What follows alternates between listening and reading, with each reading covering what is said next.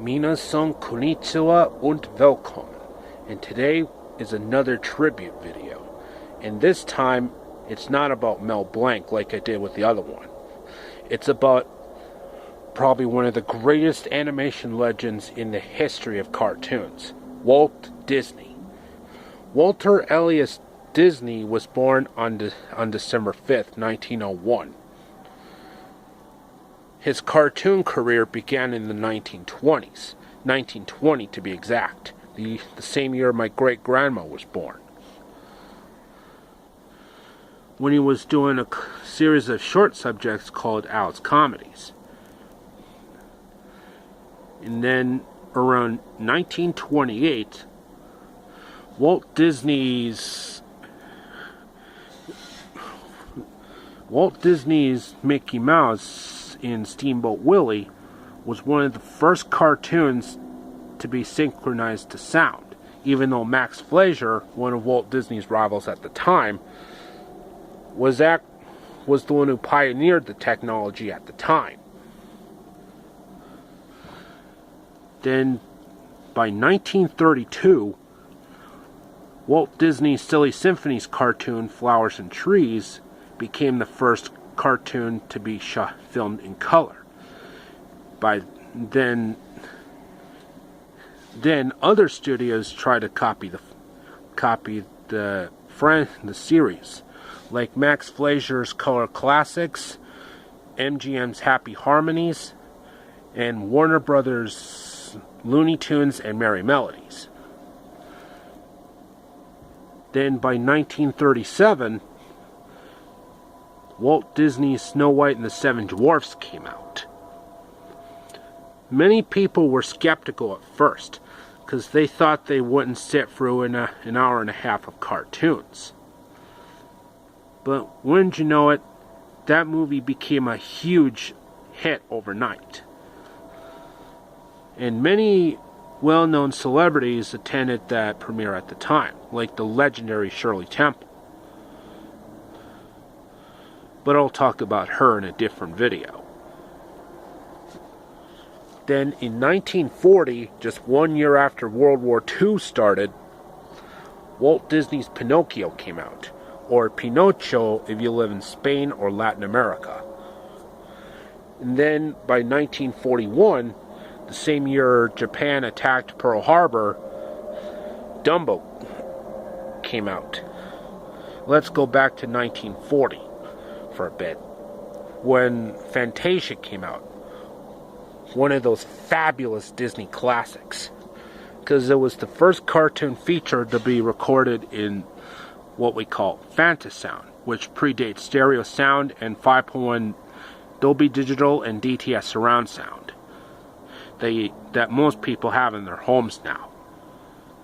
But my old standard definition television set I call Old Bessie, is the true home theater experience. Then, around 1942, the same year Mel Blanc got sole screen credit for Warner Brothers, Walt Disney released Bambi that year, around the time America went into war with Japan, Germany, and Russia. Then let's fast forward to 1949. With the release of The Adventures of Ichabod and Mr. Toad. I love the Mr. Toad segment, because it's just fucking fantastic. Because I believe it has Basil Rathbone in it, one of my favorite classic actors from the 30s. Well, the Ichabod segment was good too, because it had Bing Crosby. Then, in 1950, Walt Disney released Cinderella, one of the more important films in Disney's life. And besides, Walt Disney's personal favorite piece of animation was with the transformation scene, when the fairy godmother turned Cinderella's rags into a beautiful ball gown. With the headband, some lovely earrings, the black choker, the long satin gloves, and the iconic glass slippers. And I agree with Uncle Walt on that part. that piece of animation is so beautiful and so detailed. Then in 1951, Alice in Wonderland came out, which used to be one of my favorite stories as a kid before Thumbelina came along and changed it forever. Then in 1953, Walt Disney's Peter Pan came out. And of course it took everything that boys loved. Pirates, mermaids, action, adventure. If it would have had cowboys, ninjas, and samurais, I would have been set. Then in 1955, we saw the release of Walt Disney's Lady and the Tramp and Walt Disney's iconic television show, Disneyland, which he gave us a lot of details about practically every single Disney-related thing you could possibly dream of. You know, like the history of cats, the history of dogs, the then current production on a certain classic at the time. And then by 1959, Lady and the Tramp was the first Disney film animated cartoon feature to be shot in widescreen, or CinemaScope, the 2.55 to 1 aspect ratio, which before 1960 was the best widescreen you could think of before they switched to 2.35. Then in 1959, Walt Disney's Sleeping Beauty came out, another fabulous Disney classic, because it was the last Disney film to use traditional ink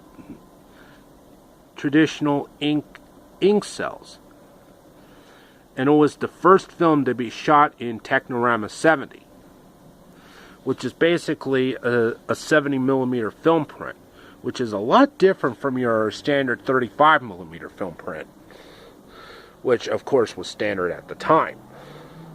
And it's still used to this day. You know, 35mm film prints. And then in 1961, we saw the release of 101 Dalmatians, which is kind of similar to Lady and the Tramp, but without the famous spaghetti scene and involving Dalmatians.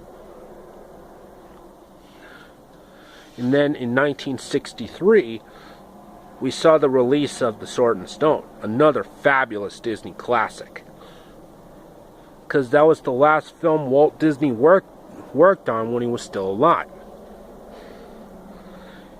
And then in 1967, we saw the release of The Jungle Book, one of the last films that Walt Disney himself approved, because Walt Disney himself didn't live to see the film's release. He sadly died on December 15th, 1967, from complications of lung cancer. Because we all know that Walt Disney, or Uncle Walt as I call him, was a heavy smoker. Because he was diagnosed with that kind of cancer just a few months prior to his tragic death. Verna Felton, one of the Disney standards, died one day before him. In fact, the movie was dedicated to both of their memories. And then in 1970, we saw the release of Walt Disney's The Aristocats, known in France as Les Aristocats. Because to me, it actually feels authentic when watching it in French, or Francais, if you actually live in France or Quebec. Because I am European French by descent. And I was actually really honored to actually watch it in the language that's where the movie takes place, in France. Then let's fast forward to 1989. After the success of Who Framed Roger Rabbit, the Disney studio decided to do a revolutionary era called the Walt Disney Renaissance. Because we saw the releases, that era was so so popular. We had The Little Mermaid from 1989, Beauty and the Beast from 1991, Aladdin from 1992, The Lion King from 1994, Pocahontas from 1995, The Hunchback of Notre Dame from 1996, Hercules from 1997, Mulan from 1998, and Tarzan from 1999.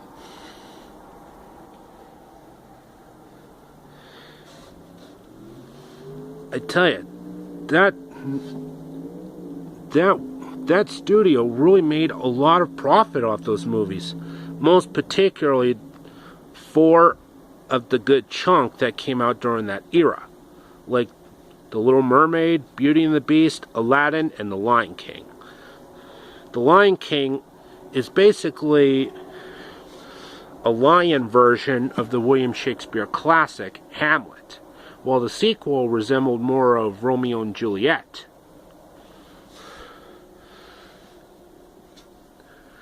And of course, everybody went nuts over The Lion King. In fact, they have a crap load of products based on that classic film. And of course, I myself didn't see the movie until 1995 when it came out on VHS.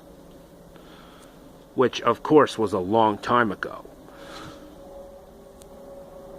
And I was really intrigued by the drama, the comedy, the action, and the adventure of our main protagonist, Simba, who is supposed to be based off Osamu Tezuka's Kimba the White Lion, or Jungle Emperor Leo in Japan. Okay, enough for the tribute video for today, folks. I hope you enjoyed it. Like, subscribe, comment. Especially for you, Diana, for commenting on the Mel Blanc tribute video. It really brought some happiness to my heart. And as always, amigos, au revoir und auf Wiedersehen.